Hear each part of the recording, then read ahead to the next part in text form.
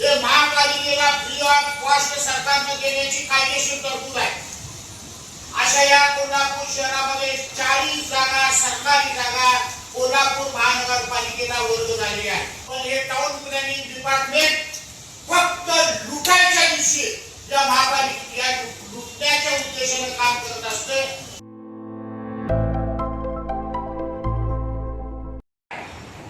मुळात सरकारी जागेवरचं आरक्षण हे महापालिकेला फ्री ऑफ कॉस्ट सरकारने देण्याची कायदेशीर तरतूद आहे. राजेंद्रनगर झोपडपट्टी ही सरकारी जागेवर म्हणजे एका खाजगी व्यक्तीची जागा अर्बन सेलिंग ऍक्ट खाली सरकार जमा झाली आणि तात्काळ त्याच्यावर झोपडपट्टीचं आरक्षण पडणारी महापालिकेला वर्ग झाली.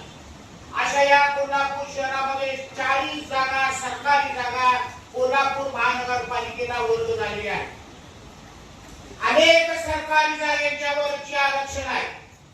पण हे टाउन प्लॅनिंग डिपार्टमेंट फक्त लुटायच्या दिवशी या महापालिकेला लुटण्याच्या उद्देशाने काम करत असते.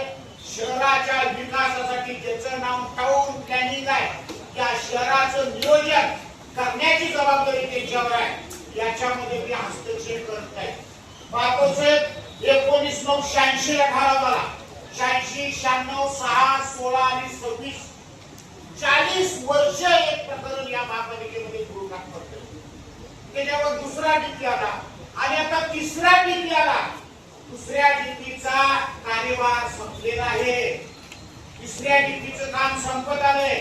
तिसऱ्या डीपी केव्हाही आपल्याकडे महापालिकेमध्ये सबमिट होऊ शकतो याची परिस्थिती आहे. दुसरं याच्यावरचं बापूसाहेब सांगतो आता जर यांच्याकडे कोण बिल्डर गेला किंवा विकसक गेला तर हे आता तिसऱ्या डीपीचे अभिप्राय मागायला लागले. बरोबर आहे का?